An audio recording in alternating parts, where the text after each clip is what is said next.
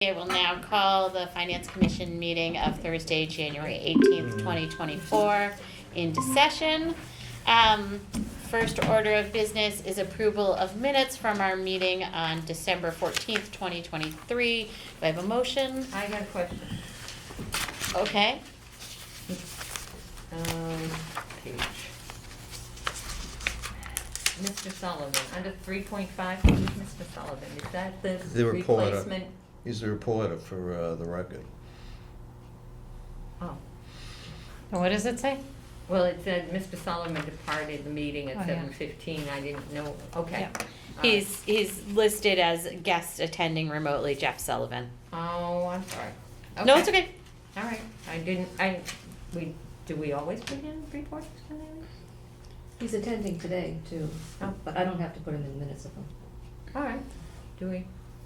We don't put all guests in the minutes, do we? All the time? I think Usually. Deborah has been putting all the Yeah, guests in oh, I there. missed that, I'm sorry. Okay, Yeah. I'm fine. All right, is there a motion? to approve? Thank you. Second? Thank you. Any discussion? All right, I think I have to do a roll call since we're hybrid. So Kelly, Yes.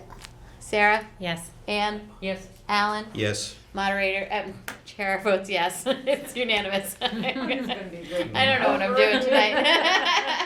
Are you trying to tell us? No, it has nothing to do with that. There's some other, all right, anyway.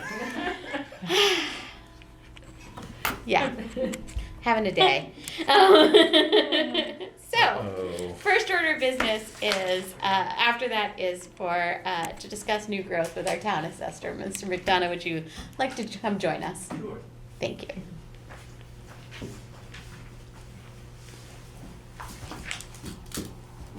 Madam Chair, members of the board, Mr. Mizuko, thank you for having me in this evening. I'm going to pass around just some So background it's two information. things to each person or one? Just one. Okay. Going to see some trees. Right. Thank you. Okay. Pass No, this to we Deborah too. Yeah. So, Madam Chair, with your indulgence, I thought maybe I'd just give a little background basically of what new growth is, like New Growth 101. That sounds and great. then, Okay. Maybe give a little background historically, and then obviously we want to see where we might be going with it this year. Right. So back to the basic of what is new growth. Back to many years ago when I went to UMass for assessment school. To put it in the simplest terms, if you had a vacant parcel of land, and that's assessed as vacant land, and then you put a house on it. The vacant land was assessed at $200,000. Now you add on a house, and the new assessment is $1 million. The new growth is the difference between the old value and the new value. So that $800,000 gets added to the tax levy. Mm-hmm. Now, the house is a very simple analogy, but to break it down, the new growth of calculating new growth really starts July 1, because any building permit that's taken out between July 1 and the following June 30th is how we capture new growth. I have a field inspector who goes out and looks at all the permits and does measurements and picks up, for example, if somebody put on an addition, a new deck, in-ground pool, above-ground pool, patio, sheds, you name it, we're out there looking upon completion. So that's mostly for the residential part. The commercial and industrial is picked up mostly by our vendors, who also do that, but not as much as we do on residential. And that's just because there isn't that much growth in industrial. There is in commercial, which I'll get into as a couple of the projects that we've seen that hopefully will be coming up with some new growth this year. As you've seen historically, we've kind of used a number of roughly around 900,000, which is a pretty good average of the last several years of what we expect for new growth. There have been a couple of blips that you'll see on that first sheet, which if we go back, say, 2019 to start, I only went back 5 or 6 years, but that's where we kind of came up with the $900,000 figure. Now you'll see in 2020, there was a very big jump. That was a year that the town was state mandated to do a full measure and list. And if you remember, we increased my budget so that we could have every property, commercial, residential, industrial, fully assessed. And you're required by law to do that once every 10 years, and that was our 10th year. So it costs a little more money to do the full inspection, but they pick up a tremendous amount of new growth that might have slipped through the cracks if it was a building permit that was pulled, or a building permit that wasn't pulled. All of a sudden, you could find out that, yeah, they have a new in-ground pool that maybe they didn't pull a permit or for whatever. So the money invested to do the measure and list certainly comes back in new growth. As that year, we almost doubled what we had in new growth. Then it's pretty cyclical. It depends upon the economy. Obviously, the last couple of years, the economy's been pretty decent as far as property owners reinvesting in their homes.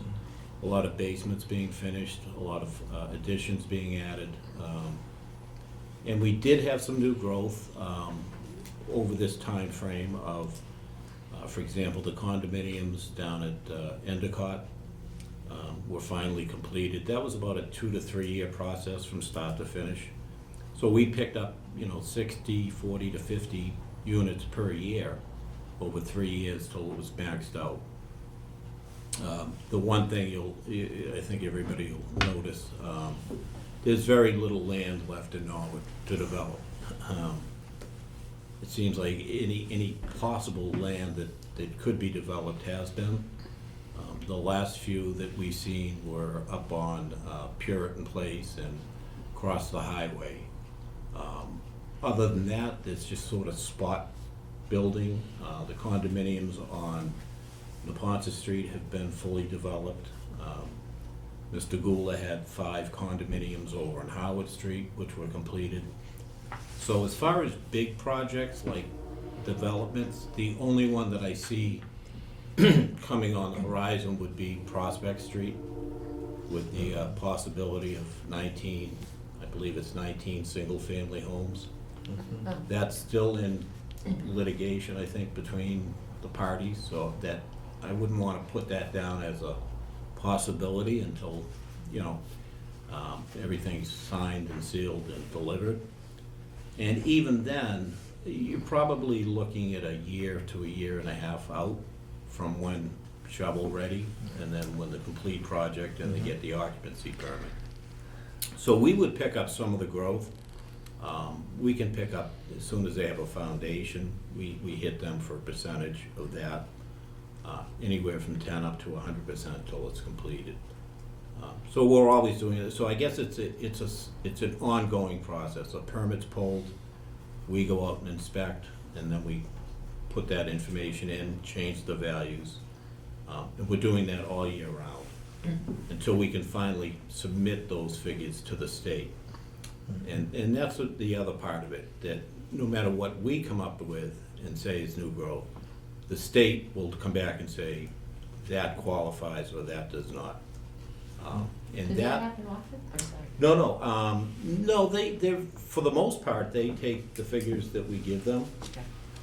They may have a question on some. They always have questions on some. At like what percentage, say, of the hospital You know, how did you come up with the figure for this year's assessment? Well, I worked with the building inspector and found out, all right, as of June 30th, how much of the hospital was built? You know, was it the foundation? Was it the steel work? And then we figure out how much they've taken out in permits and use that to determine an approximate value. So at that point, I think this year they were at 20% of construction, and that's what we assessed them at, and the state approved that. I'll get into that a little bit, where that's going, but, so like I say, it's an ongoing process. The figures are submitted to the state, usually right near tax time in November. My good friend, Mr. Mizuko, always asks me, starting about July 1st, what's our new growth number, what are we looking at? And I always say I would be comfortable with the average number, and anything above that is great. Obviously, I want to get that number as high as we can, because it allows us to spread the tax burden out. So if you look at, like I say, go back historically, we've had a few high years, low years. Last year, this past year, was a certification year. So every year we assess values. Every 5 years, we're required by DOR to do what they call a certification, which is really, it's an in-depth, it's not as involved as a full measure and list, but it requires much more inspection from the Department of Revenue. And they're making sure that your land values are where they should be. And as this year, a lot of people noticed it on their tax bills, that their land assessment went up. And that's because of a reflection of the market. With less land available, it's gonna have a higher assessment, if you could find any land. And it's, a lot of people are under the misnomer that a buildable lot in Norwood right now, I think if you could find one, you'd probably, a builder would pay $400,000 for, and there's proof to that, just on the very few that have sold. So the land value has to reflect what the potential of the lot is, not necessarily. You might have a non-buildable lot because it's pre-existing. However, if it were buildable, it would still be marketable at that $400,000 figure. So it depends on neighborhoods and locations. So that changes. So this year we did have a little increase in the land values, but we had the certification. We picked up, more new growth than historically. Yeah, I mean, when we look at what numbers we want to use for the budget, I think typically we've used your $900,000 limit because it's a nice conservative number. We know we're always going to hit that. And if it's over, well, that's good news. But Yeah. we never want to be below. No, and that's a fine line. I mean, and there are so many factors that come into it. Obviously the economy. This year, there's an election year. Who knows what's going to happen? I try and look at, 1, 2, 3, 4 years out, big projects. The hospital, obviously, that's changing day to day. I spoke with the building inspector today to try and find out, all right, where are we in that process? It really hasn't changed all that much, and from what I can tell, it may not change all that much. What we thought would be finished maybe next year might be even further out, depending upon the situation with the property owner and some of the subcontractors, and that's speculation, but we're aware of it. We work with the building inspector to see, all right, how much more work have they done? Have they started on the garage? What permits are pulled? And just because they're pulling permits doesn't mean they basically have the finance to finish it, but that's certainly one of the projects that, we're expecting new growth. We're just not sure when it's gonna come on the books. Another one is the FM Global, which is gonna be a tremendous lift to new growth. However, they're just tearing down the building, so what you have to realize is the initial impact is gonna be a negative. We're losing, get the figure on that building, it might be maybe 10 million. It was 7. Yeah, 7 million on the building, so we'll be losing that basically down to just the value of the land for this year. And then over the next couple of years, you're gonna see projected over $400 million building. So we'll be picking up that new growth as that project increases, you know, same as the hospital. We might get 25% by June 30th, and then the following year, we might be at 50%. But that's gonna be a tremendous lift coming down the road. Yeah, I mean, how are you gonna, determine the actual value of the property there? Because there was, I'm on the Economic Development Commission, and there was a difference between what FM Global presented as their cost, for the purposes of a TIF, and even if the cost goes high, we get more, but be that as it may. But they gave a lower number than the $400 million that, is gonna cost to build this. Sure. So, I mean, is there a process you go through to calculate? Yeah, the same thing happened to me, Alan, with them. I questioned that. I say, you're gonna be pulling a permit for $400 million. You're telling me the end product is only gonna be $160 million? That doesn't work in my math. Yeah. They explain it, and they did try to explain it, that their building is unique, and that basically a lot of it would be over improvements. And it's a specific building for a specific client, Yeah. that it wouldn't be a typical office building. I can see that. Yeah, With the work they do, and they explained that Yeah. they're gonna be spending a lot of money on things that a normal operation of that size would be looking for, office cubicles or Yeah.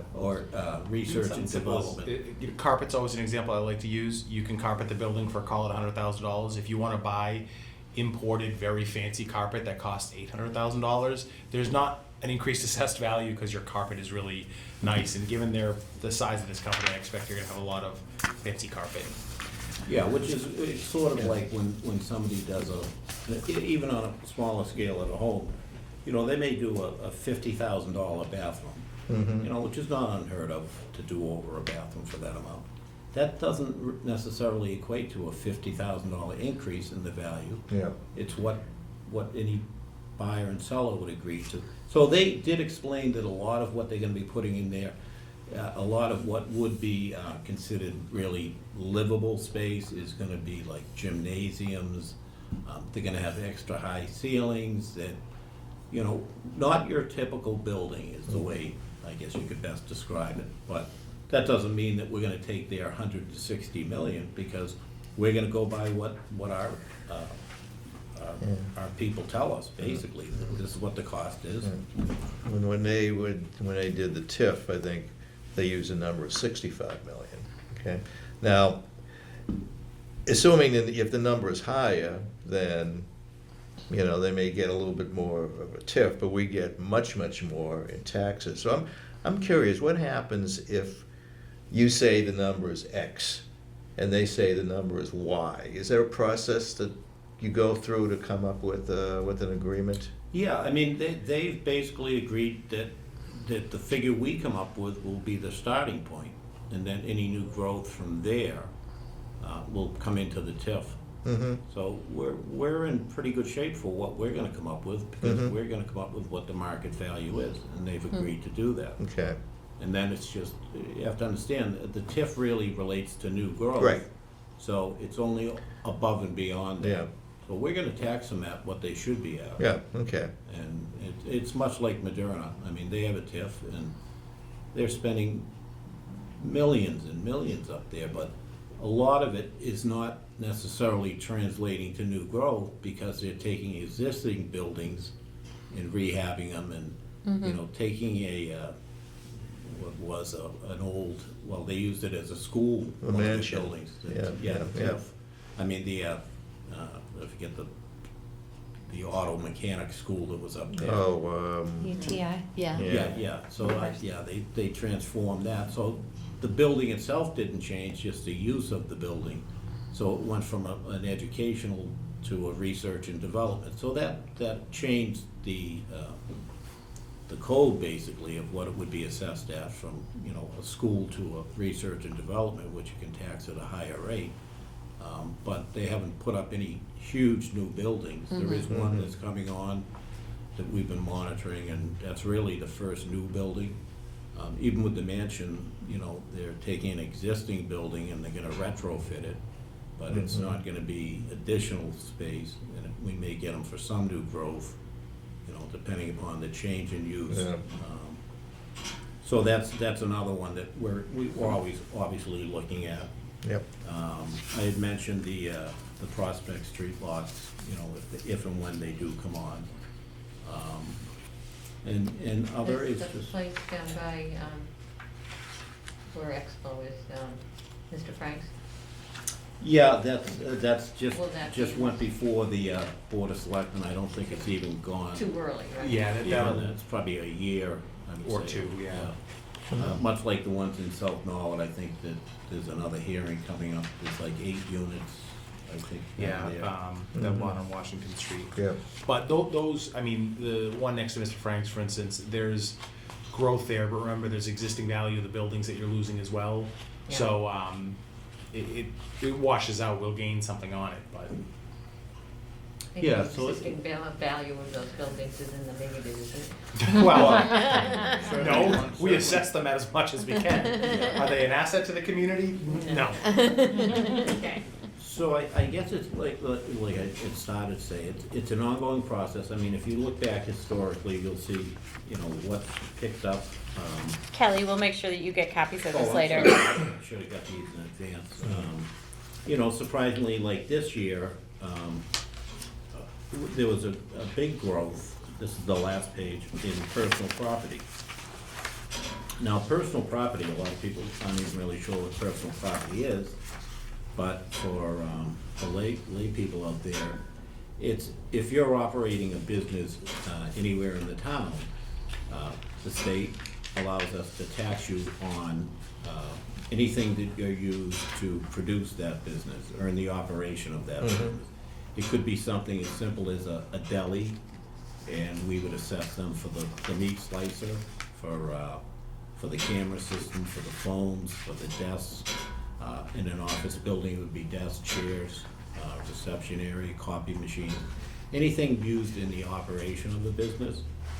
And we have a tremendous company that goes out every year, RRC, and they go out to every business and they pick up and say, what have you added, what have you lost? And they depreciate from when they purchase something, it goes down, copy machines or whatever. But a big part of that number is also utilities, because we can tax, for example, Eversource or Boston Gas, I think National Grid it is now. And utilities are a big part of that. And those values are pretty much dictated by state regulations, the Utility Commission.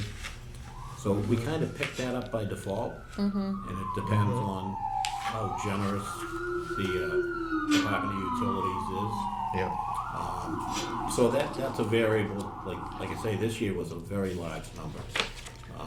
And Yeah. hopefully it's gonna continue that way. I think if you really look at it, you know, through the years, the majority of the new growth that we've had has been in personal property, Exactly. not real property. Yeah, exactly. You know, there are only so many, you know, if you put up a shed, you know, it might add $8,000 in value, which is really only $8, $9 in tax revenue.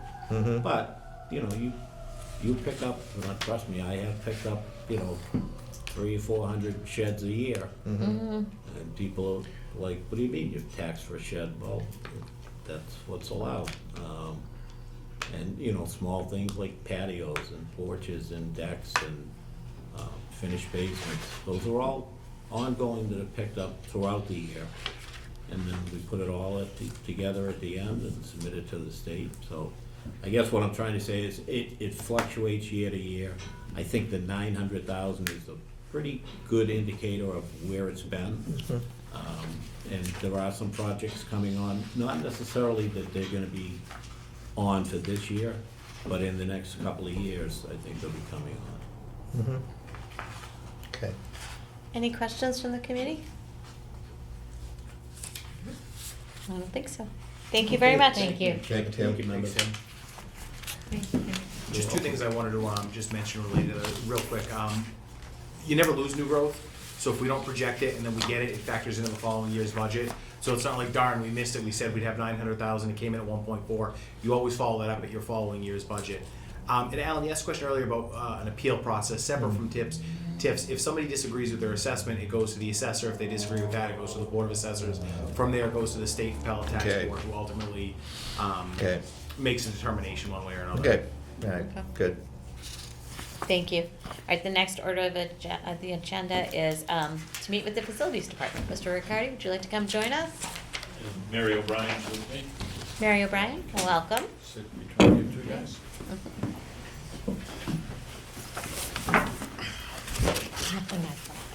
Yeah.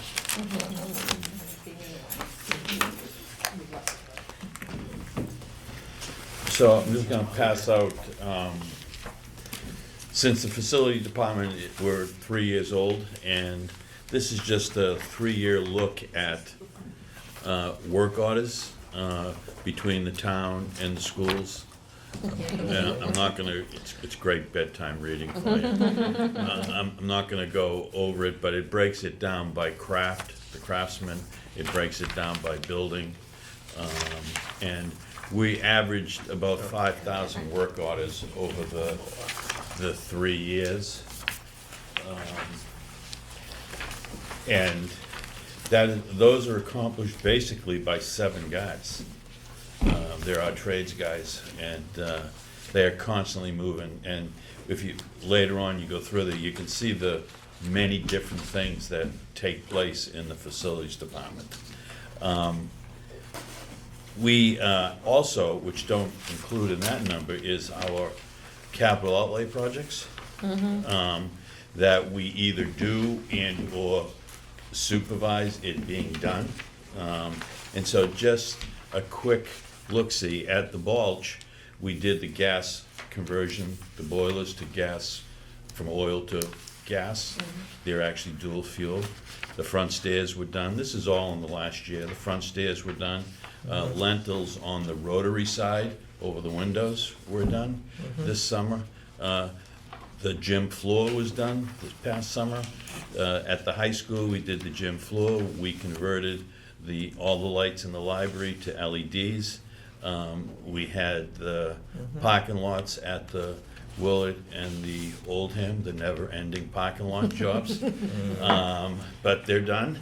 And I can thankfully say we didn't supervise those. Those were just, under our bailiwick.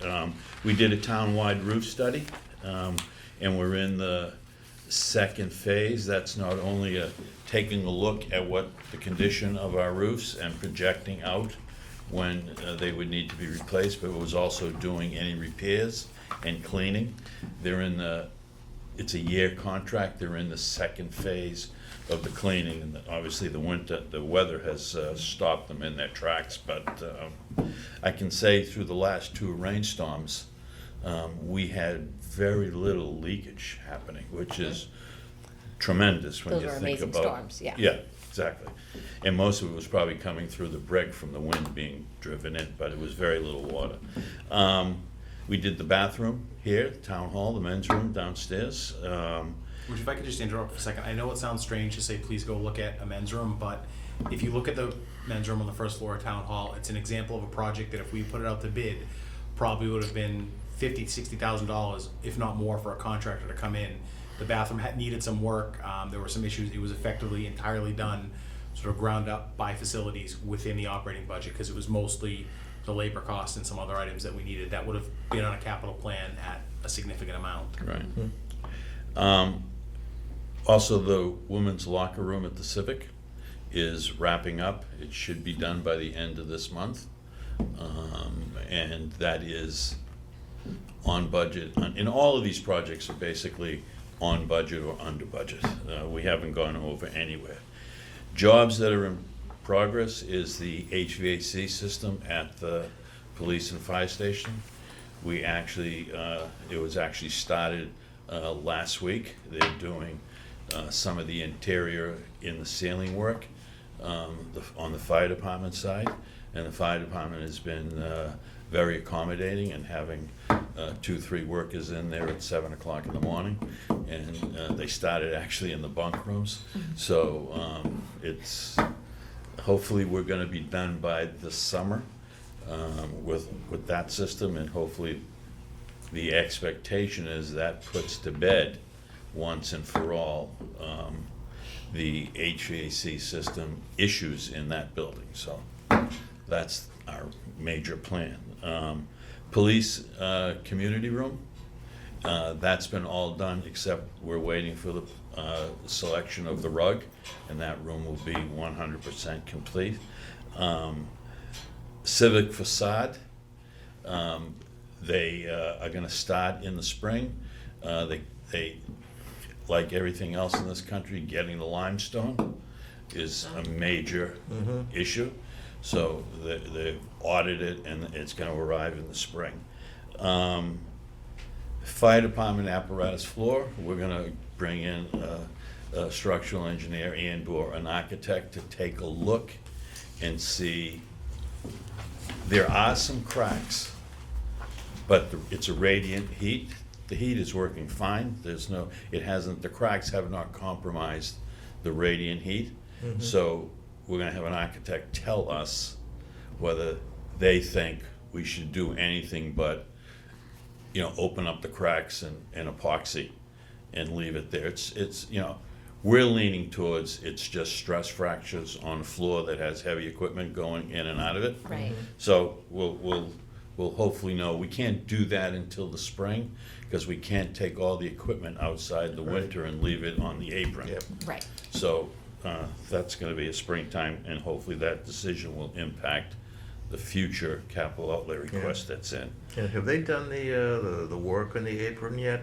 No, they haven't done any of, so the contractor that did the Oldham and the Willett was supposed to do that. Yep. And a decision was made that we didn't want them, with Mark Ryan actually making the decision, did not want them down at the police and fire Okay. department. So that's been pushed off to the spring. Okay. All right. Animal shelter study is underway. We should hopefully have that completed by the spring. An old one that's still on the books is the Oldham floors, finishing the floors up. And hopefully, we've got, I think, $83,000 left. And there's about 20,000 square feet of flooring that has to be done. So hopefully between the abatement and the installation of new floors, we have enough money to do that. And obviously the ongoing, which Alan spends a lot of time on, is the Coakley Middle School. So we're overseeing that. Things, then I'm gonna turn it over to Mary for the money. Things that I'm concerned about, or we're concerned about, is this building and the heating system. We are constantly fixing leaks in the pipes. And it's just a big concern. The Savage Center concerns me. That building is older than the building we're gonna knock down in a year in South Norwood, and it is a very active building. There's a school in that building. Right. For all intents and purposes, so that's a concern going on. I mentioned the roof study. The cost of replacing roofs is astronomical. And at some point in the next 5 years, we're gonna have to come up with a plan to start replacing roofs. All the school roofs were basically done 20-something years ago, so they're reaching their point. And then the whole question of the elementary schools and what happens in them, not only after the 5th grade moves out, but if you can remember in September, I think, Alan, you were the chairman in September of 2016, AI3 AI3 completed their report, yeah. study. Yes. Yeah. And it talked about an ungodly amount of money to improve the elementary schools, from plumbing, electrical, HVAC. Talked about a little additions on one or two of them. We haven't done any of that. We chose to do, and rightfully so, the middle school. Yeah, So and- that's sitting out there. Yeah, I mean, in the 2017 study for the elementary schools, you know, which they said are in great shape, but, you know, they're gonna need work, you know, for, you know, as all buildings do, and the number they gave then was, I think, like $42 million or Right. something like that. That's in 2017 dollars, you know? And then the last thing that's really a concern is my department, along with me, is getting old. We've got 53 people, and we're starting to get retirements. This year, we've got 3 senior custodians going at the end of the fiscal year, and a junior custodian. We've had a couple of deaths with some of our custodians, so it's getting harder and harder to find people that want to come in and take these jobs. And it's not a money issue, because they pay really good, and you know, the work environment is decent, except when you're outside for 10, 12 hours in a snowstorm. But but it's just a real concern, and it's the same concern that everybody shares in today's world, trying to figure out how we're going to staff our jobs. Okay. But the last thing I really want to say, and then I'll really shut up, is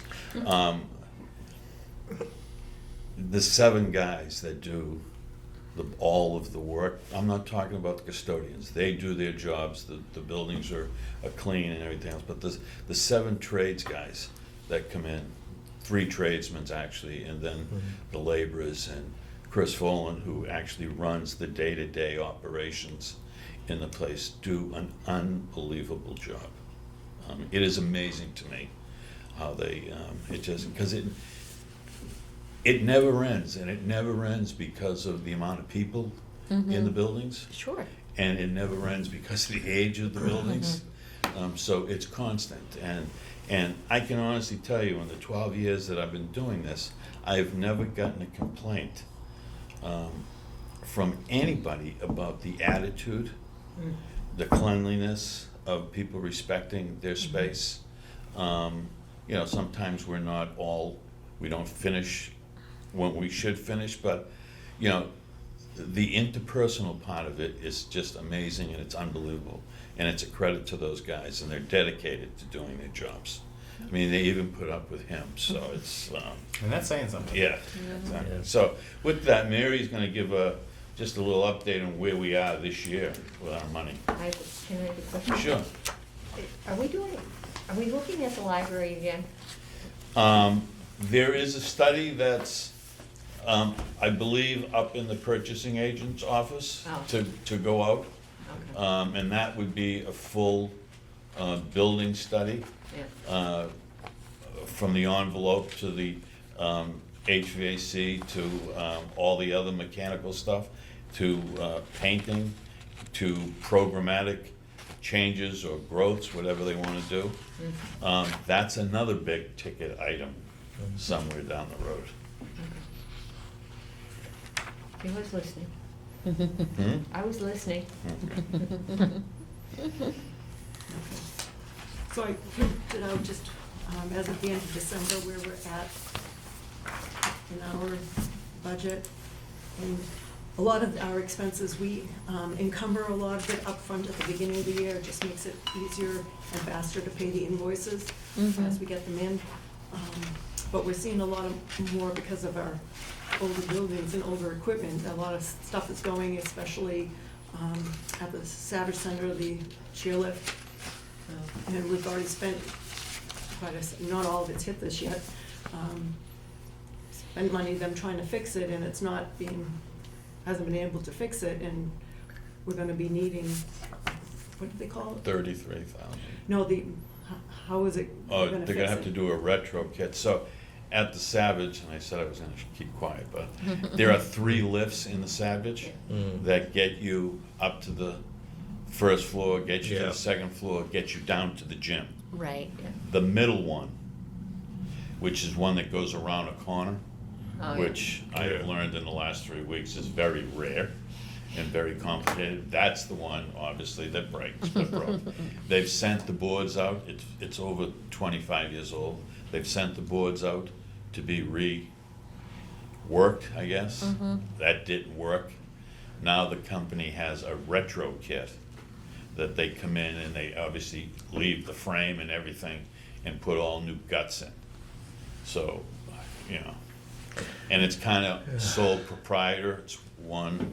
But So, of course, yeah. so we're waiting to get the final quote. It'll be probably somewhere around 33,000. So, Yeah, 'cause a lot lately, between a lot of the elevators needing different parts and stuff to be fixed, and the lifts and stuff at the schools, we're seeing more in that expense this year so far. Also, snow last year wasn't as bad, but this year they're predicting more, so we might, last year we had a plus in the end of the budget for the snow, but this year it's a possibility, especially just this past Sunday, the double time working 15 hours to do the snow because it was all day long. Yeah. It's just crazy. And then depending upon the weather, if in the spring it gets hot or not, you know, our utilities could end up going up or down. So a lot of our budget is, even though it's encumbered, we're not sure, you know, are we gonna have a plus or are we gonna have a negative by the end of the year? So to pay for like some of these extra things, we're not sure if we're gonna have the money for it. And so this is, Also, yeah, the custodial supplies is another major thing I've noticed since I've started with facilities. The cost of the custodial supplies is, like everything else, it's going up and up every year. Is there any area that,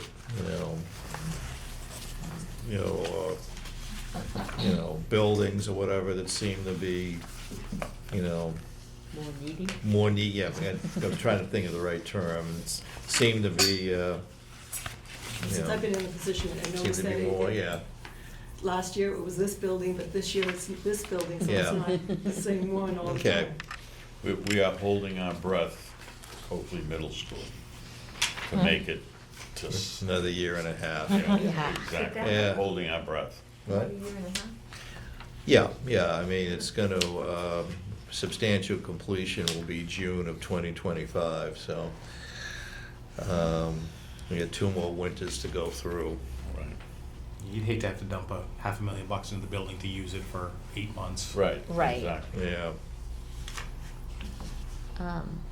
So, because of the encumbrances, it's showing that you've gone through almost 73% of your budget, but I understand encumbrances, but at this point, are you? It's hard to say what else what other big ticket items are gonna happen between Right. now and the end of the year. Right. I know you can't make any promises that you're gonna be okay through the year, but I guess, are you sure that, like, I could see a situation where you might be sure that you're not gonna make it to the end of the year? Like, is it still in the possibility, realm of possibility that you'll We'll make it. stay in budget? Yes, Yeah, yes. okay, all right. Barring some catastrophic Yeah. failure somewhere, or, these nuisance snowstorms that Yeah. never stop. Right. Yeah, 3 inches and you spend, 14, much as worth 15 the hours. dollar. Exactly, Yeah. And then you get freezing rain at the end. right. Yeah. So, barring any major unforeseen, hopefully we'll be okay. Okay. Well, from what you said, Paul, I mean, and you know how long it took to get a town-wide facilities department. Seems that this is, we could say this has certainly been a big success, particularly the kind of situations Tony mentions. Where, we have in-house capability where before we'd have to go outside and, pay, prevailing rates, and it just makes a big difference. Yeah. I mean, and our philosophy is, if a work order comes in, we're gonna fix it. So, you know, I can remember doing the school building study, I'm walking through the Oldham with Scott Dunlap. Dunlap, and we're walking down the corridor, and he says, "God, you got a big problem here." And I'm looking around going, "Where? What's the matter?" And he says, "No, the school is old, but it looks too good." And the average person coming in is gonna say, "What's wrong with this place? You don't have to spend any money here. It looks like it did when I Yeah. went there." I mean, so, you know. But Yeah. behind the walls are a whole different story Yeah. in all of our buildings. Yeah, I mean, I'm concerned about, as you noted earlier, I'm concerned about this building, that Right. in a few years, you know, we're gonna have to pay the piper. Right, right. It'd be But- nice if we had a system where the electricity worked through our entire meeting, you know, I things like like the that. meetings in the dark. Yeah. I like the meetings in the dark. I We don't do know. that on It's, purpose. we maintain this building the best we can. It's architecturally significant. It's just as Paul said, it's old. And this building has never had a complete renovation. So we turn 100 in 2028. And it's been taken well care of, but it's been added on to and added on to and added on to. I mean, I always point out the old gas connections from the lamps that are still on the walls. So they just shut the gas off, pulled it out, and capped them. We assume there's still some knob and tube in some places. Some of the outlets will spark. It's just never had a top to bottom. What's that? Overhaul. Yeah, it hasn't. So it's now a super onion where you want to replace the electrical. Okay, there's no way we can replace all the electrical in the building without having to do just about everything else and open up all the walls and take it. So it's we know we're heading towards that. The building's solid, it's stable, it's just Right. well aged. And I feel guilty. There was the fire in the manager's office, I don't know, 10, 12 years ago around Easter. So my office suite is very nice, it's modern, it's got the nice pretty lights, and then you walk into some other offices and they're, you know, Not as pretty. not as pretty. Thank you, that's the way to phrase it. Okay. I do have one more question, and this isn't, I'm not, being mean or anything, but how come we're still doing the tiles at the Oldham? I thought that was supposed to be done Because before we- Dave Thompson came in. No. We No? did, 3 years ago, we did, right when COVID hit, Yeah, we did a big section, 2 wings. okay. And we went, supply chain issues happened, and we were worried we weren't gonna get the tiles in for the start of school. So we opted to take a year off Oh, before we finished. And then the parking lots were being done, and we didn't know when they were actually coming in, so we didn't wanna have workers Yeah. there in the park, so that's why it's. Okay. You're limited to the summer window too, so if you 10 Yeah. weeks, so you gotta plan that. I just knew that it had been in the Yeah, works for a no. long time, and I Right. was like, I thought it was already done. Yeah, so we're down to the front of the building, so if you walk in the front door, you go right, the principal's office, the nurse's office, the corridor, there's a PAX room down once, Yeah. and the left hand, it's a little T area down there, and one other office. That's what we're down, that has to be done. Wow, Alright. thank you. By the way, one thing people should know is that, you know, on the Wednesday meetings that I have to go to in the middle school with the contractors, Paul is always there also, so. Good, So, thank you. That's it? All right, Thanks. looking ahead to FY '25, anything that, I mean, I know it's good that we got an overview of some of the projects coming. Anything that you see big changes in the operating budget? We're gonna have to start thinking, so the Coakley Middle School is 60-odd thousand square feet bigger than the existing one. And it's got 2 cafeterias and 2 kitchens. Yep. And they're gonna be doing lunches simultaneously. So we're gonna need 1.5 more custodians. So there are 5 down there now. The high school is 227,000 square feet. It has 7 custodians. We wanna go to 6.5, and we can cover the 2 lunches simultaneously, Mhm. and then the extra square footage. We are hoping right now to be able to take that out of our existing budget and not ask for more money, but time will tell. Okay, Right, okay. good. And that would hit in FY '26. That would hit the summer of '25. Oh, true. The school You- opens this- September. Right, so, But that would But be. still, that's FY FY 26. yeah, Oh, starting, okay, I'm right, sorry. yeah, July yeah. 1st, right? That's July right, 1st, yeah. 26. Yeah, Yeah. yeah, okay. All right. Good. And then the other thing that will change is utilities with the new building. Yeah, it's Although, gonna go up, that's crazy, it's, although hopefully it will be significantly more efficient than the existing building. hopefully, Better be. yes, yes. Yeah. It's probably not hard. Yeah. Just saying. Yeah. Right. Yeah.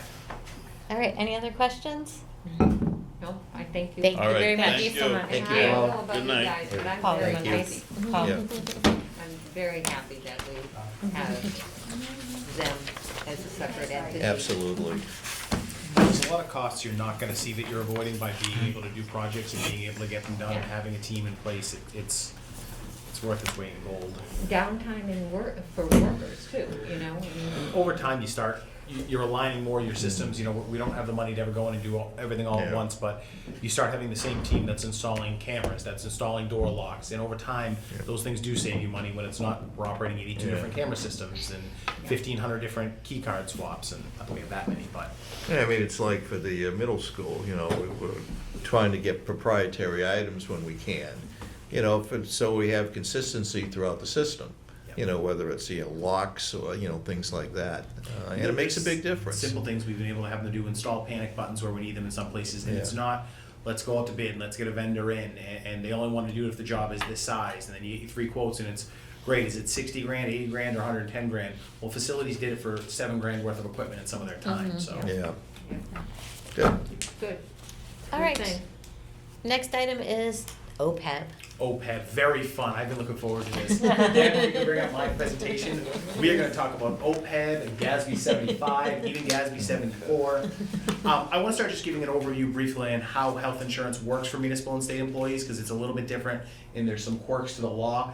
It is governed by a state law. It's MGL Chapter 32.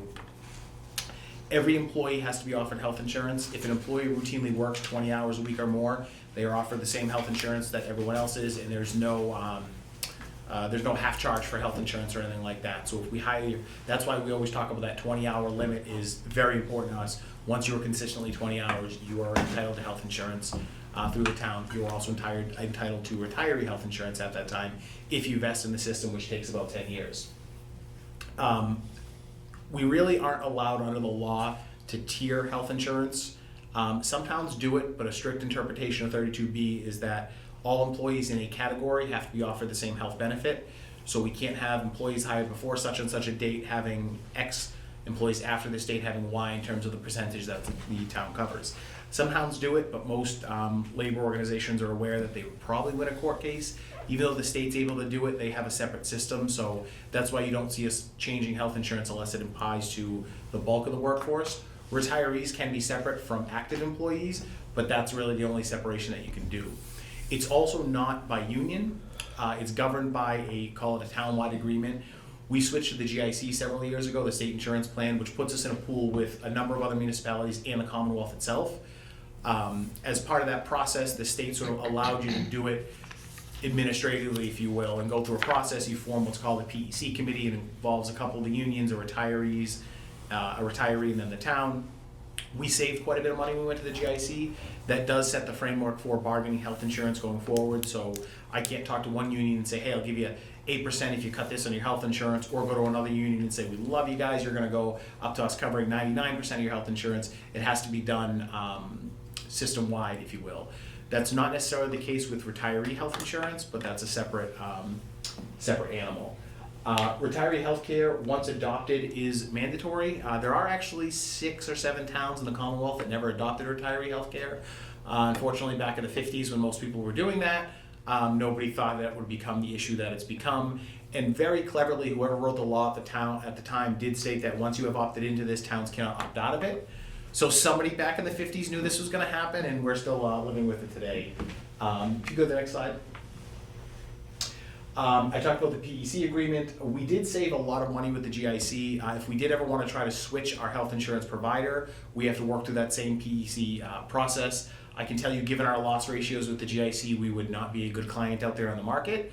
So for the time being, we are with the GIC. We are probably candidly costing the Commonwealth and other cities and towns quite a bit of money, but loss ratios go up and down, and at some point we might be That's more. why we did it. Well, I know, but it's I mean, just, we used to be self-insured, and not that I feel that bad. is not good. Yeah, not that I feel bad for the rest of the pool, but when you look at it and you're like, we're the problem child. It's not the case with our property and casualty pool, so we're not freeloading too much. So I don't anticipate any changes to the GITC anytime soon. And there's short of our loss ratios falling very, very, very low, no insurer is gonna fundamentally charge us less unless we're cutting the benefits, and I don't think there's an appetite to really look at doing that. Especially one of the things that's changed the last 10 or 15 years, so many more private sector organizations, because of what was originally Romney Care and then Obamacare, actually offer insurance. The state has the health exchange, so what was a great benefit 25 years ago is a less common benefit among full-time employment to not have health insurance. The market, particularly in Massachusetts, has narrowed in the sense that most decent employers are offering you proper health insurance. Some of you may remember 20, 25 years ago, it might be, oh, you broke your leg over state line, sorry, it's not covered, we're not covering pregnancy, or we're not covering this or that. The field in Massachusetts is narrowed so much that most health insurance, not all, is providing a similar or better playing field, so we don't have the same competitive advantage that we did quite a while ago. If you go to the next slide. So that leads us to OPEB, which stands for Other Post-Employment Benefits, and that's the liability that we carry on our book for providing retiree health care. We provide retiree health care and dental care to employees who have retired from the town. You do have to serve 10 years. Now that doesn't have to be in Norwood, it can be any city or town or the Commonwealth itself. 10 years is the vesting time for both the pension system and for retiree health care. Once employee, it's our regular health insurance plans up until an employee is 65. At 65, they go on Medicare, and then we provide a Medicare supplement plan, which is actually not that costly. However, what we do call Group 4 employees, so police and fire and linemen, they can retire as early as 55. Newer employees, it's a little bit later. There was pension reform in 2012. So if you are 56 and you retire as a police officer and you're on a family plan, we're paying the same 79% of that family plan all the way up until the point when you're 65. Then you go on a Medicare supplement. We pay a portion of the Medicare supplement. Those are actually only, I think, $5,000 or $6,000, so that's not nearly as costly. Your family member stays on whatever plan is required. Sorry, if you can stay on that slide for just a minute. The previous one, go back one. One more. There we go. The liability is a legal mandatory liability similar to our pension plan. We can't simply not fund it or ignore it or get out of it. Some towns have looked at asking employees to contribute to OPEB. I would always advise against that. First of all, you have to bargain it, so nobody's going to say willingly, sure, we'll just give you more money out of our paycheck. Also, state law contains a provision that the employer cannot pay less than 50% of health insurance. Now, some of you know I'm willing to take a little risk here and there if it's going to help out the town, but there is no body of law that discusses what employee OPEB contributions are. Are they owned by the employee? Are they owned by the employer? If you've contributed into a fund for 40 years and then you retire and your town doesn't pay a lot for retiree health care, you can make an argument that the town is actually paying less than its 50%. Without any of that being established in state law, it's a huge risk that I wouldn't advise going forward with. We've tried to advise MMA through their MMA's Labor and Personnel Committee that please give us something that says we can do this, that just clarifies it. We also have an irrevocable trust for our OPEB funds, which we'll talk about. This money gets put in there, but again, there is no law that states other than a contractual agreement, which you can put whatever you want in a contract and agree to it. It does not mean it is legal. So some towns have done it. They're helpful. They say, can you give us $2-3 a week? Until the state clarifies that we're allowed to do it, and they set up that framework. I don't foresee that coming down the pipeline. OPEB is a problem because we talk about the liability on our books. I'm going to get to that in just a minute. About 7 or 8 years ago, GASB, the Government Accounting Standards Board, changed the reporting requirement for OPEB, which really kind of amped up the issue. Previously, you didn't have to report the full liability on your books, so you'd look at a town, you'd say, yay, your net assets or your net position is $128 million and everything's great. Well, GASB came along and said, no, this is a liability. You've got to report that full liability. You have to show it on your books. which caused a lot of towns, at least in those first couple of years, to all of a sudden look like they were tens of millions of dollars in the red. I mean, it was borderline ridiculous how we went in 1 year from having a net position of $40 million to being negative $17 million, and it was the ultimate sort of, all right, you're playing accounting games here. GASB didn't treat it as a credit event, thank God. I mean, they would have had to downgrade every town in Massachusetts significantly, but they did say they were going to be monitoring it going forward. I think the first couple of years after them, they were a little bit more interested in it. My impression from the last couple of ratings calls I'm in, they like to hear about it, but they're not.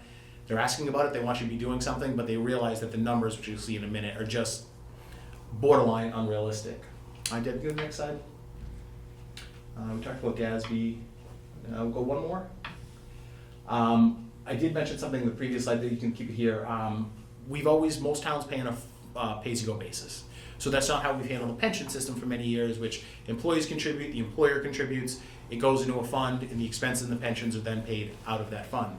OPEB, we have not taken anything out of our fund, we're just in the process of putting money into that fund. We're not at a point where we'd reasonably be able to start drawing down. Go to the next slide. If you go to the next one. Next one. All right, so this is the big reveal, right? So when you look at our audit, and remember that municipal audits always have to be taken with a grain of salt because there's a lot of information in there that, our road network has an asset value. It's really not an asset value. It's not like we could turn around and sell it. But that being said, this is from the last audit. Bonds and loans payable, and this is our liabilities, $95 million. Remember, on the other side of your ledger, you have a capital asset to replace that. The landfill liability has to get reported separately, which is stupid, but I don't get to make the rules. Compensated absences, which we've talked about, shows $2 million. And our net pension liability, so this is really what we'd have to contribute to get that pension number sort of fully funded, and we can talk about that if you want to, is $35 million. Does anyone want to guess what the OPEB liability on the books is before we go to the next slide? Isn't it in the neighborhood of like 90 or something Oh, crazy? 120. You're both wrong. We'll go to the next slide. $161 million. Oh, yeah. So you look at numbers like that, and part of it is just like, really, we're never going to realistically get there.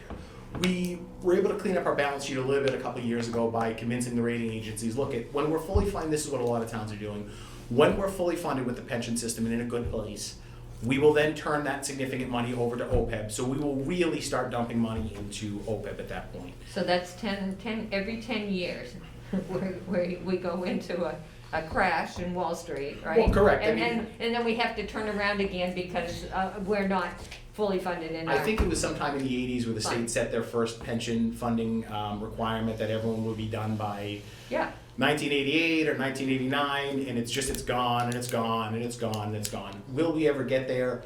Possibly. We're doing well.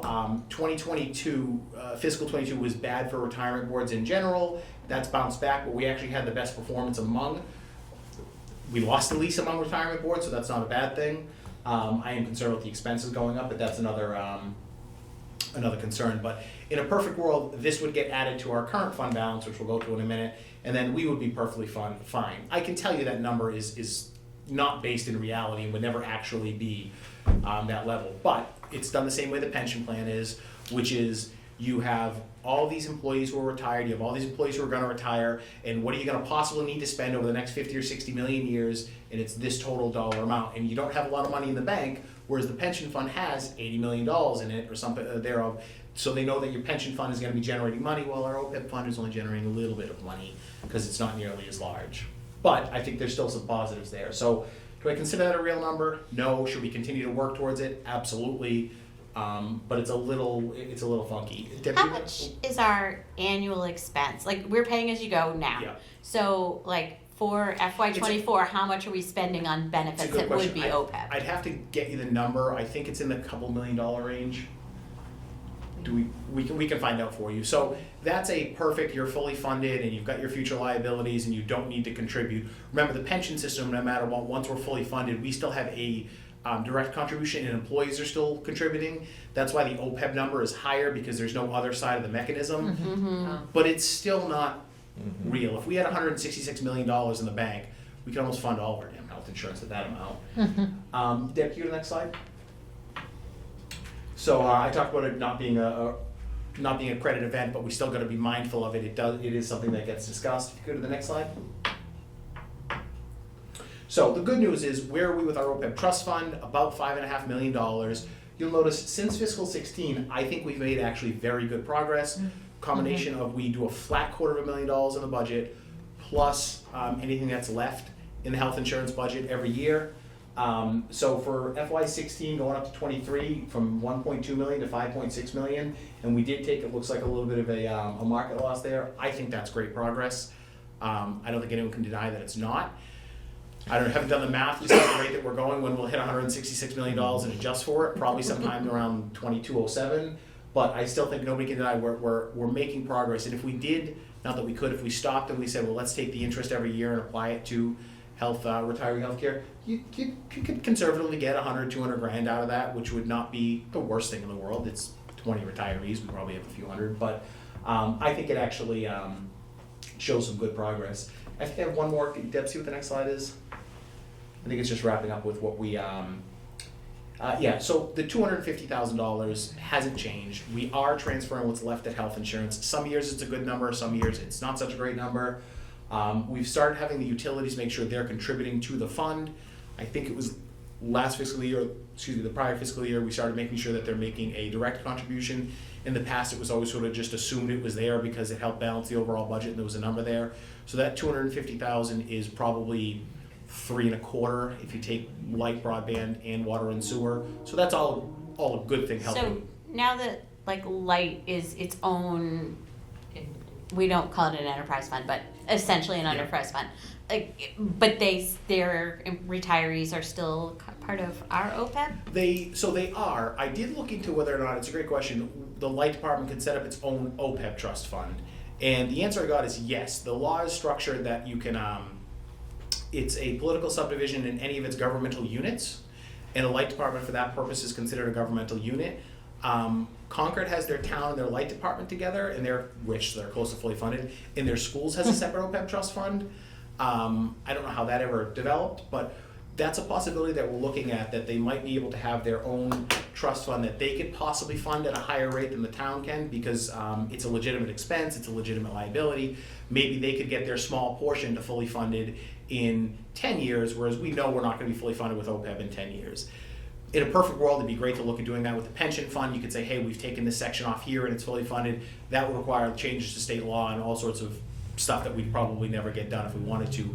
But that's something we're looking at, that I don't know if we can do it for water and sewer because they're not a separate government entity. But the light department's contributing, I think, a flat 50 grand a year to OPEB. We might be able to say, hey, in 5 years we can actually take some surplus or money around and get that fully funded. It would help them in their independent rating process, which they need for their purchase power contracts. And on the town side of the balance sheet, it would show a separate OPEB trust fund. But again, when they look at our non-current liabilities, it's your debt service, and they break it out by business and non-business, although I don't know if they break out water sewer, but it's here's your debt, here's your pension, here's your landfill, here's your OPEB. The thought would be, and I'm trying to work with our auditors to make sure this would be the case, it then would show, light OPEB fund, and it would just be a different amount. So it still contributes to the overall dollar amount. Sure. Would I love to triple what we're putting in the general fund budget? Sure, but we're limited by Prop 2.5. Yeah, but I mean, what you said, it's all well and good. I mean, it's all a good thing. But the reality is, it really isn't gonna have much of an impact on our bond rating, which is what we're all really concerned about. It's helpful, and it's something else we might be able to do that 5 years from now, we've got more money in the bank. And that's what you always wanna try to do, is can you put more money in the bank and show the rating agencies every time we're putting more money into the bank and more money into the bank. Yeah, okay. And really taking these things seriously. I mean, I suppose you could argue it from the point, we have a quote-unquote enterprise fund. They're taking care of that problem separately, so, Right. We're serious in what we're doing. Mm-hmm. Yeah. How many employees is in the light department? It's budgeted in the mid-40s. So it's not significant. We pulled the current year retiree healthcare for the light department just last week, is that right? Yeah. Do you remember what that number was?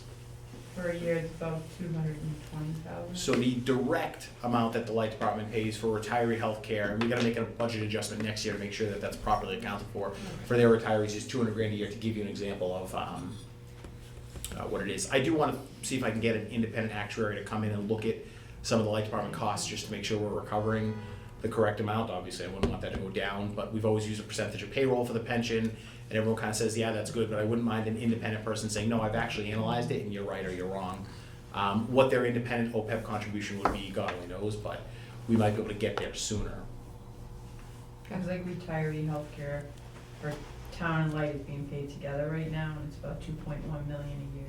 So then it would be one, but is that also including school? No.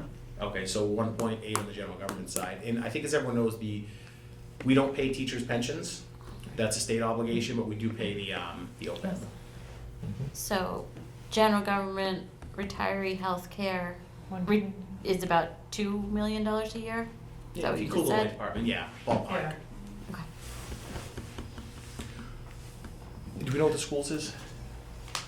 We'll get that. Probably similar in like order of magnitude, right? It might be bigger. Yeah, it's big. They have more employees, right? It's that top line, 220. They'll have it in just a minute. Yeah. And I think that's all I had. We are continuing to make progress, but we haven't sat down and really. 2.6. Yeah, so same order of magnitude. Like, yeah, Yeah, it's so not roughly, 9. right. So somewhere between $4.5 and $5 million a year is our current Retiree healthcare. retiree healthcare. Which Okay. interestingly enough is around what the current pension payment is a year.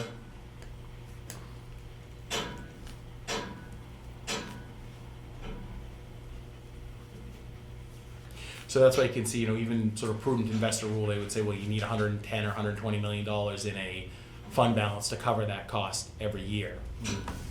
Right. I mean, which town was it? Was it Wellesley a few years ago that had a big bond issue, to pay for OPEB? So every time a town, Wellesley's wealthy, they've pretty much taken care of They were this. W town, they could do that. Concord is 4 years away. There's some town up next to Chelmsford that's a smaller, wealthier town that's fully funded.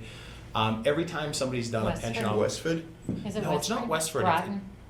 No, I'll have to look it up. It's you've never heard of them. It's not Manchester by the Sea, but it's some town that you're like, really, they're a town. But I think they're up near Chelmsford or Amesbury or something. Amesboro? Oh, well, Chelmsford and Amesbury are far away from each other. It's all north of Boston, so it's, that's the North Shore. It's, You don't it's go a, past Route 9? No. He doesn't That's go a- north of the Pike. Oh no! That's a dangerous weather dividing Chelmsford and line. Amesbury are very far apart coming Yeah. from this New Hampshire girl. All on North Shore, but sorry, Alan, your question before we start. We're talking fully funded pension Yeah. obligation bonds. Almost every time a town has done a pension obligation bond, it's kind of blown up in their face. Belmont Yeah. really tried a couple years ago, and they came very close. They didn't do it. Brockton, I think, has screwed it up twice. And the idea of a pension obligation bond, I don't know if you could do it on an OPEB, and it's borderline arbitrage, but I don't care. You basically go out, you borrow a whole bunch of money, put it into your fund so you're fully funded, and then the debt service that you're paying to have borrowed all that money, plus you're going to get investment growth, is less than what you're paying to try to fund the liability. The problem is the time to do that is when the market's in the absolute tank, because that's when Yeah. you're going to get the best value. Yeah. Well, if the market crashes tomorrow and it's down 40% and we're losing money everywhere and we're laying people off, I don't know if I can convince everyone to let us borrow $200 million. Yeah. So when the towns look at doing it when the market's at a peak, and it rarely, if ever, works. Yep. It's also a giant gamble. Brockton screwed Yeah. up once and tried it Yeah. a second time. If we were They are. very, very wealthy and the market tanked and we just for some reason knew we had money that was coming in and it wasn't going to stop, sure, but when a recession starts after a market Well, tank again, the says, problem, with having bonds is that it's great to have the money in the account, but, you gotta pay for They it. come due. yeah. Yeah. So, okay. All of this said, what do you think is the best way to fund this? Do we do what we've been doing with the retirement fund? Choose a certain amount of money or a certain percentage of money to be putting it in Well, there? so a couple things. On the retirement fund, we have a little flexibility. We're told what we have to put into the retirement fund. PERIC, the state's retirement authority, says you have to contribute $5.8 million this year, or whatever the number is, to be fully funded by a certain point in time. My honest recommendation, we should continue what we're doing with OPEB. If we can be a little bit more aggressive, that's good. In terms of putting money from free cash or somewhere else, I would fully fix compensated absences first, and then I would continue to dump money into the pension system, because that's also not likely to change. The OPEB numbers could change down the road. You could change the OPEB contribution down the road. The last time there was pension reform was 2012, and that requires a state law. So do I think retiree healthcare is gonna be a problem in 30 years? Yes. Is it possible that some other changes happened and it's less of an issue?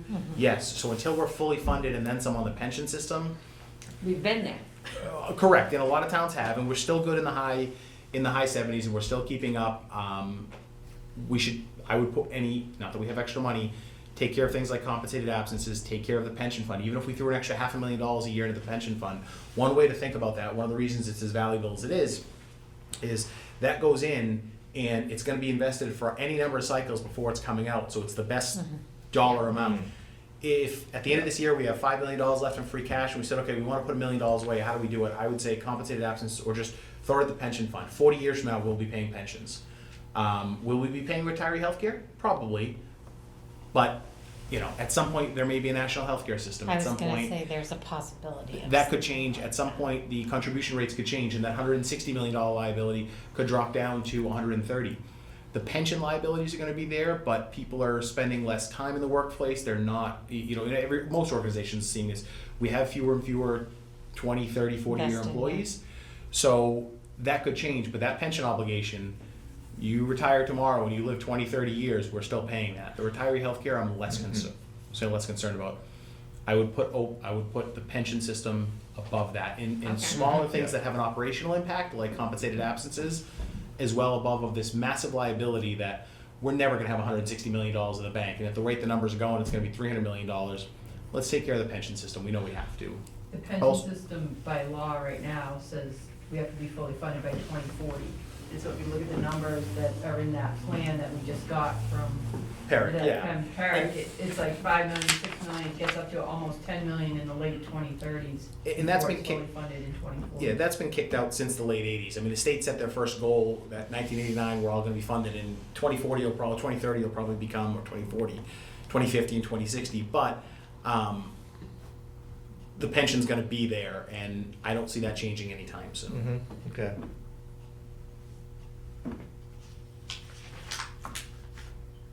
All right. So have we figured out how much money we're going to be putting into the next budget for something? I think my recommendation is going to be we continue that flat 250,000. We've got to look at where the utilities are, make sure that's still still good, if you will. And again, there's I think $50,000 in the light budget. There's a smaller broadband's a small division, and water sewer is contributing something. So it's more than just that base 250, but that's in the general fund. I wouldn't increase that. I would. There's other things I would put that money towards first. We're also going to see a possibly hefty increase in health insurance this year. I think the last GIC meeting they were talking something north of 9%. Wait, The governor should be releasing state aid numbers soon. She's claimed that there are going to be some good increases and they're going to continue with student opportunities. They're also funding stuff for the gateway cities, and they're also historic road investments and other things, and $1 billion for migrant housing. So as somebody who's been known to play a budget game or two, I just don't know where that money's coming from. Well, we also have a $1 billion budget deficit, but who talks about And that? Well, again, it's yeah, not the my job to consensus- speculate. Yeah. Right, the consensus revenue number for 2%. FY '25 is, It's not my job to figure out where the governor gets her money from and what the secretary of A&F does, but again, as somebody who's willing to take a risk here and there, I'm looking at it saying, you're adding $1 billion for this, you're gonna fund this, you're gonna give us this. Where's it coming 2%? from? Holy crap. All right, I'll go with it, but Well, maybe they had a cookie jar. there's a shoe gonna drop somewhere. I just don't know where or when, but I would keep it where it is. We are gonna look into, we don't currently offer an insurance buyout. We are gonna look into whether we can, even if we're able to shift $1 million, even if it's revenue neutral, but we shift $1 million of healthcare costs to $1 million of buyout costs, we're not gonna see that 9% increase on that $1 million of buyout costs. Our problem is beyond the fact that it needs to be bargained, and we've gotta get folks to agree to it. We have to hit a certain number because there's currently people not on the health insurance. So our break-even point might be we need to get 150 people to switch. So we gotta know, can we get 150 people to switch? And anything after that, there's sort of some gravy for me. Say, great, 200 people do it. Well, now we're actually gonna be reducing the budget, not just reducing the increase on the budget. That being said, we have to wait till we're through open enrollment. So even if that's a possibility, will be at or through town meeting before we would even realistically know. Mm-hmm. And again, I can't guarantee if we get 62 people who say they're willing to do it, the numbers just don't make sense, because we have, I forget the number, but we have 150 or 160 employees not on our insurance. What was a higher number than that, wasn't it? I think it was about that. Oh, okay. So, you want more people to drop our insurance and go with, say, a spouse's insurance Yes. or some other Yeah, type this, of insurance? the state offers a small incentive, cities and towns do different amounts. The benefit being that, on the one hand, we're paying less than what we pay for a family plan. So if I pay 20 grand from a family plan for you, and I say, Ann, go on your husband's health insurance, I'll give you $7,500, we're saving $12,000. I've got to absorb the current people who are not on our health insurance, and God bless them for not being on our health insurance. And the incentive has to be enough to make it worth it for people to go. And as you know, there's a lot of complications there. It might be, okay, well, you know, the town's plan has a $1,000 deductible, my partner's plan has $2,000, but I pay $28 a month for my diabetes medication, and on my partner's plan, it's $285 a month. Yeah. So sorry, your $3,000 is not, Making may a not be difference. enough. Right. Now, the other side, the long-term benefit of that, even if we take $1 million of health insurance costs and we shift it over to a bio cost, great. We're not gonna see a 5, 6, 7, 8, 9% increase on that $1 million. That saves us real money. Long-term, we'd be paying in less, but if we're moving people off our health insurance, maybe it would help our loss ratios down the road. Maybe it could make them worse. And maybe down the road, we could find cheaper health insurance 5 or 10 years down the road. If it makes them worse, they're already bad, we're with the GIC for life. Yeah. They take the insurance buyout 1 year though, and then they come back on, right? I mean, that's the. But you like- consistently get the buyout, so Yeah. if we come up with a number, say it's, and I'm making these numbers up so nobody Yeah. hold me to them, let's say it's $5,000, you make a conscious decision, well, I'm gonna go on my partner's plan because I'm gonna get $5,000 every single year. We are gonna look to see if there's a way we could pay it as deferred comp, because then the employee would get the full benefit of it, as opposed to if you get, because it's not pensionable. Yep, But if I just cut you a check for $5,000 after taxes and all that other stuff, you're really getting $2,500 or $3,000. If there's a different way we could pay it that they'd get the full benefit of it, that would be good. But money in your 401A or your 457, you can't access. Our state plan that we have doesn't allow you to borrow money for it. So I could see somebody saying, okay, this is great, but I can't actually touch that money. But there's no problem in offering them both. I just want to see if we can get the best bang for the buck for employees and give them the option.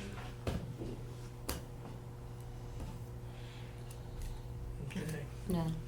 I mean, obviously things change a lot year to year for people, you know, Yeah. and like Yeah. yeah, it, have, but in who, you know, do their partners have the supplemental plans post-retirement? That's the- So, Yeah. cities and That's towns the- changed that a number of years ago, where it used to be that you had to be on our insurance when you retired.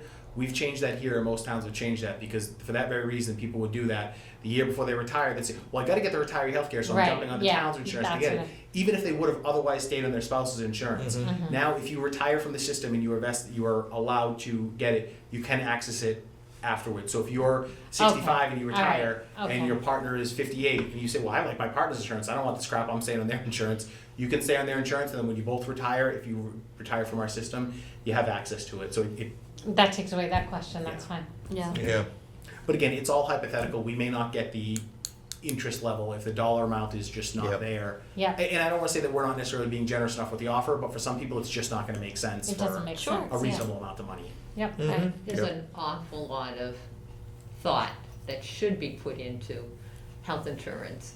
And I am afraid that there's a lot of people that don't understand And their that's health part of insurance. Yeah, that's part of the complexity too, is some people might say, hey, $7,000 sounds great, but if they don't know how to actually sit down and look at their partner's plan. But I think it's like anything, it's a family decision that Mhm. we just gotta hope we can get Yeah. enough people's attention to sit down and look at it and say, you know, we've looked at it and this makes sense. If we need to bring in a consultant to try to help them, I think everyone knows health insurance, sometimes your eyes glaze over and people have certain needs that they know are well taken care of. But on the other hand, we have 150 or so employees who already have decided at $0 they don't want our insurance, which is great for us. Right. I mean, for was- like young people who are 25 and under, they can stay on their parents' plan sometimes. Yep. For, you know, like by law they can, and so sometimes that's a better option. Yeah. Yeah. Yep. Okay. All right. Any questions about this? All right. Cool. Thank you very much. Next item is I just wanted to kind of get some reports from everyone about what's going on in the various things in town. So Sarah Sullivan is now serving as our school committee liaison. Any updates that you'd like to share with us? Sure. I know I shared one via email before the holidays, so if you have any questions on that, I'm happy to answer them. We actually had a meeting today.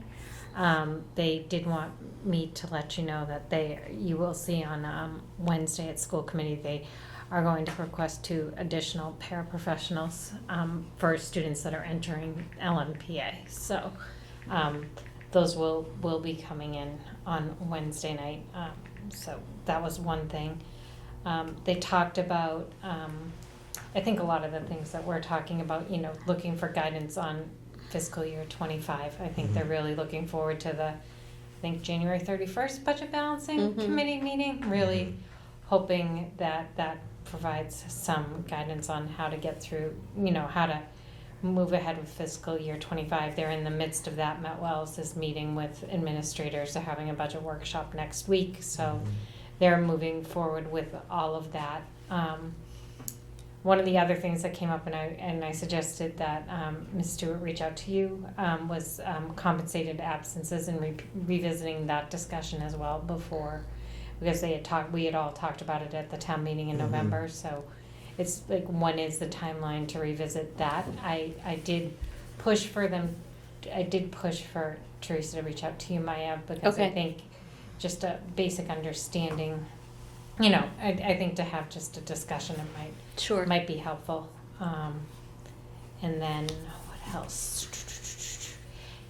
They had some interesting discussions today. Just looking, they understand, they hear, just from staffing standpoint, they're looking at ways to utilize their staff in the most efficient way possible. So I think that it was all good discussions today, and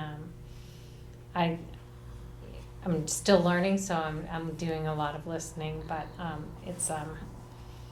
it seemed like they're moving forward with fiscal year 25 and looking forward to the 5-year plan and things like that going forward. But more focused, I think, as probably we all are, on fiscal year 25 at this point. Yeah. Did they give you an idea of when they're going to have that budget ready, the draft budget? I think they're moving forward with the. Let me see. I can't remember if I wrote it down. Sorry. No, it's okay. They're moving with the March. The March dates. I think their school committee's expecting it in front of them. I know that question was asked. Sorry. Of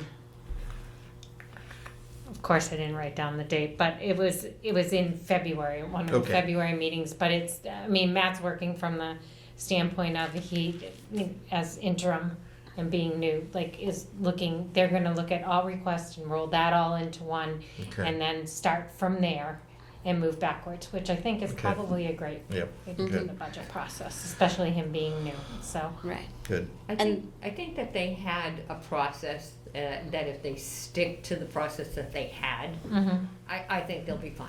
Yeah, they did approve a budget timeline, and I know that I don't have it in front of me, and I know that we are scheduled to have a joint meeting with them for their budget hearing, but which is late March. But I also know the school committee has a bunch on their plate because they at the meeting next week they'll be announcing finalists for the superintendent position, and so that's going to take up their time for a little bit. I did just find it. I wrote it. It's coming to the subcommittee on February 8th, and then going to the next school committee meeting, which I think is the 14th. It's the 14th. Yeah. They didn't talk at all about the budget for the superintendent search, did they? No, they did not. Okay. No. So. Okay. All right. Anne Haley has now agreed to serve as our representative to the Capital Outlay Committee. Yeah, and I have a really large amount of things to say. No. I haven't been to a meeting yet, so I have asked for some materials, and I received it from Town Hall here, and so I can start looking through some things and just get get an understanding. Are you on the meeting list? Because there is a meeting scheduled. Yeah, there is Okay. one for, I think it's The the 30th. 30th. Yes. Yeah. The 30th. Yeah. So I got some information, I want to see, what went on last year up to now, and I'll go forward.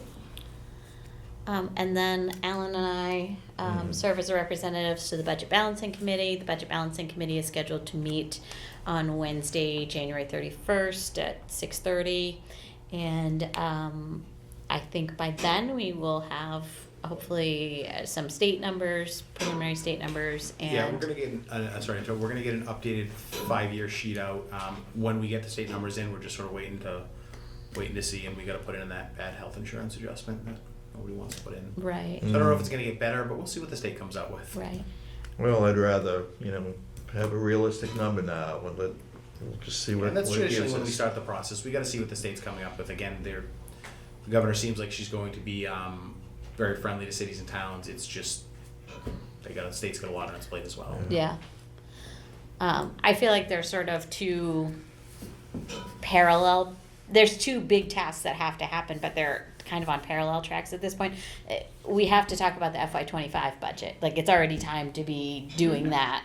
And we'll have to be looking at, like, how much of a percentage increase can we afford, and where are we at. But then I think we've also started to talk about, we need to have some guidelines for how are we going to allocate money in going forward. We had the pledge for 5 years, that's expired. What's going to replace that? What are going to be our guidelines and our rules going forward? And so I think my thought on that was, the 5-year projections would maybe be helpful to help us think about, well, if we did this rule, what would that look like? If we did this rule, what would that look like? But I worry we got a little too hung up on the details of the 5-year budget Sure. projections, and like they were meant to be a tool to have a It's actually- conversation, it's not projection, like it's not the budget. it's so- not a budget, right? It was just meant to be a projection. So I hope that we can kind of get back to a focus on, The like, higher level discussion. yeah, kind of Yeah. what are some mechanisms.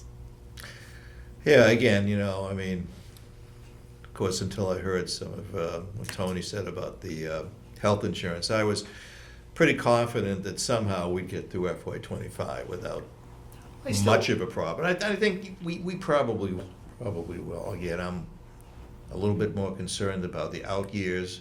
A lot of other things are gonna depend on what we get from the state. But, we can't control that right now, and I think we've got to try to get through FY25, at the same time, being An eye on the cognizant future. of any decisions we make, any decisions we make now, what the implications are gonna be down the road. So I think we get a good group, and I think they're aware of the issues.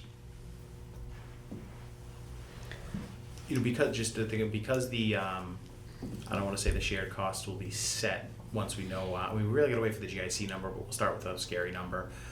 Once we have state aid, and maybe what we can do is we can show the 5-year projection, forget about the out 4 years, and show town, general government, and I guess we can include facilities. At 3%, this is how we do it. At 4%, this is how we do it. And just sort of show the numbers and say, okay, if all the budgets have to go up 5%, we're X in the hole, and it would require free cash or whatnot. We can probably do something like that, assuming the governor tomorrow or Yeah. in the next couple of days gets out her Yep. numbers. Yep, Mhm. okay. All right. Any? I have a question here. Have you gotten, how far have you gotten to, in your budgeting? Just as waiting of on some of now? the final labor costs to come in. But Okay. department budgets have been submitted and they've already been cut and they'll get cut again. And it's a little bit different. There's not as much discretion as to need versus what costs are contractually obligated to go up, and that's it. Okay, all right, thank you. The next item on our agenda is the long-term agenda. I wonder if, Deborah, if you could pull that up for us. All right, so one thing we had on the list for today was to take our photo for the annual report. That wasn't meant to be an agenda item per se, but it was to let everybody know we were going to talk about that. We do have to have it done by March 1st, I believe, but Kelly is obviously on remote tonight, and she believes she will be here on the 15th, so I'd like to postpone that till the 15th. the 15th, we're hoping we could take a quick look at how things look after the first 2 quarters of FY24, particularly as that might help us get a With the sense of what might be coming in FY25. And then we had listed that we were hoping to see initial general government, schools, and facilities budgets. And we'll, kind of be talking about what's going on in budget balancing and things like that. Obviously, I think the focus is on budget for the next few months. I'm also hoping that our new town accountant will be able to join us on February 15th, right? He will have started by then. Yes, he's starting the first full week of February. I think it's like the 4th or the 5th or something is that Fifth, first yeah. day. We'll do like a meet and greet for everyone that second week, but he'll be able to make that. I mean, I don't want to predict his schedule. He could have an anniversary with his wife or something. Right. But he'll be, he'll be Yeah. in town and should be able to make it at that meeting. Okay, Okay. great. Good. We tentatively have our joint meeting with the Board of Selectmen scheduled for March 12th. March 14th, we have listed for facilities budget in Blue Hills. And then March 27th is the joint meeting with the school committee for the budget hearing. And in the middle of that, we have special town meeting. Which is just going to be land use though. Right, but it will occupy all, Sure. we will be there and all members of the committee will be there and unable to meet about FinCom things. And then town election is April 1st. The meeting right after town election, we set it for April 11th, but we had been doing the third Thursday of the month, which would be the 18th. I think we thought that was going to be too late to be reviewing the budget books. Mhm. I personally have a conflict on the 11th, so I would like to, consider rescheduling that, Okay. possibly for if we think like the 4th is too soon, then maybe a different day of the week that isn't a Thursday, if that would be an option. Okay, us retired guys have plenty of time, so. 11th, so the one we have now is the 11th. Mhm. I've got nothing on that week myself, any other day of that week. It's just the 11th you have the problem with? Yes, well, also the 12th, but I don't think you guys want to meet on Friday anyway. So I could do the 8th, 9th, or 10th. But I don't know what the other board schedules are. Like, are the selectmen meeting on the 9th? Yes, according to my schedule, which I think comes from work, so I think I updated it. They'll meet the 9th and the 23rd that month. And it looks like school committee's on for the 10th. That's why we were doing all this on the 11th. Problem. Well, Thursdays are also our normal. Yeah. So do we Mhm. want to try for Monday? Monday Monday the the 8th. 8th. That works for me. That works for me. Works for me. The reason why we were doing it on the 11th is that the others had their votes in. They voted on everything, That makes sense. right? Budgets are usually voted before that. The school committee's having their budget hearing on March 27th. Mm-hmm. We're pretty much done by that point. Yeah. Yeah, let's assume that we're done, or so close to being done. Or We're done. we just tell them that they have to be done, Yeah. Right. that we will be voting. We need to tell them that, Mm-hmm. so Yeah. that they can,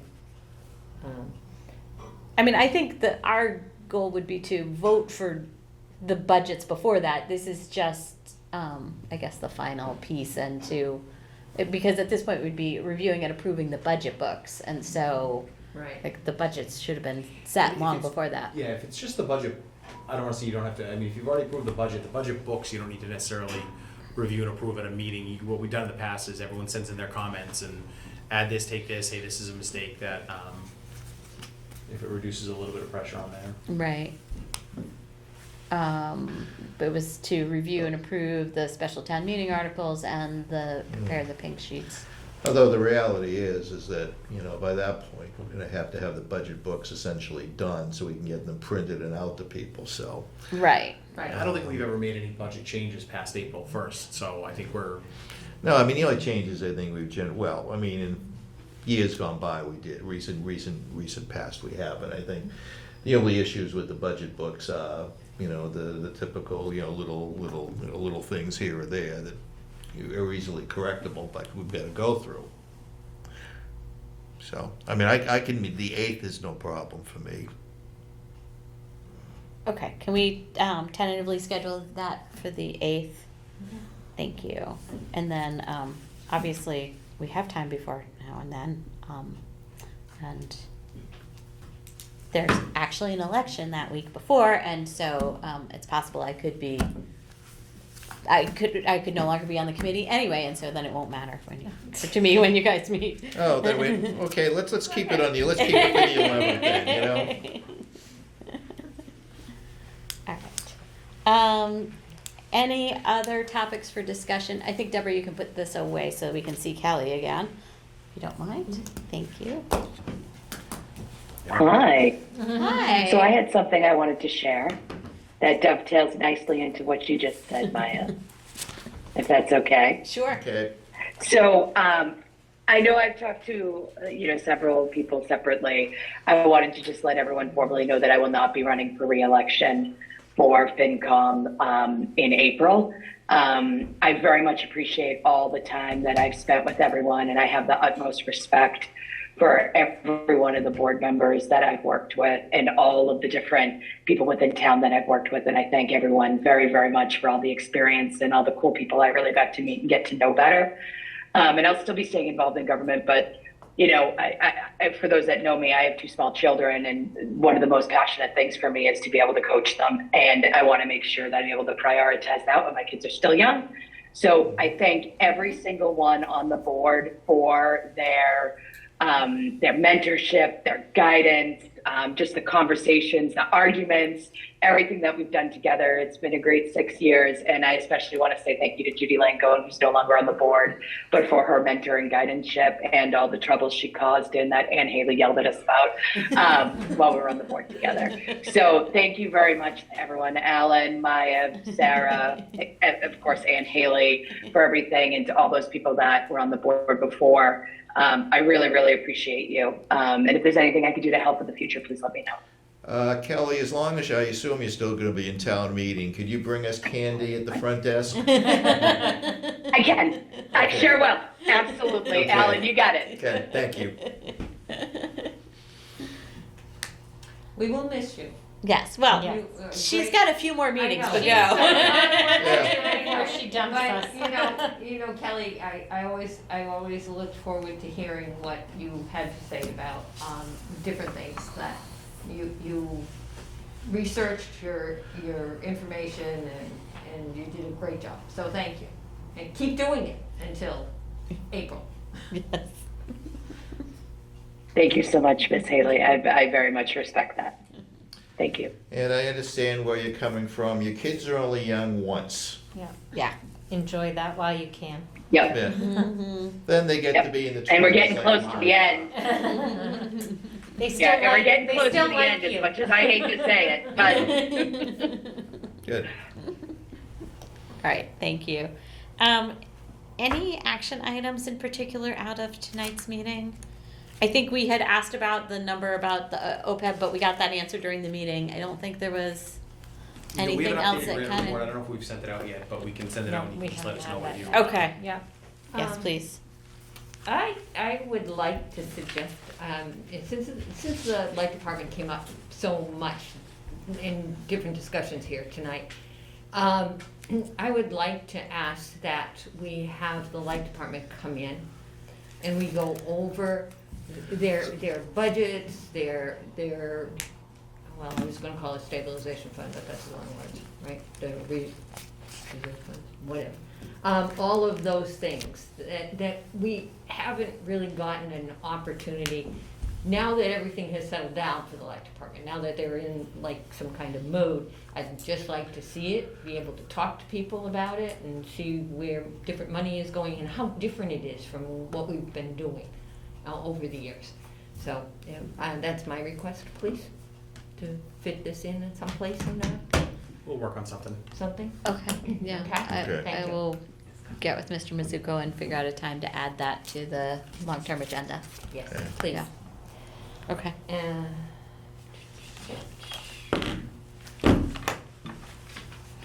Anything else?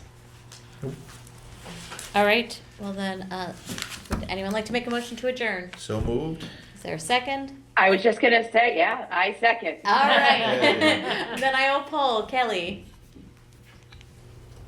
All right, that's a yes. Sarah? Yes. Anne? Yes. Alan? Yes. Chair votes yes, it's unanimous, thank you. Thank you. Thank you.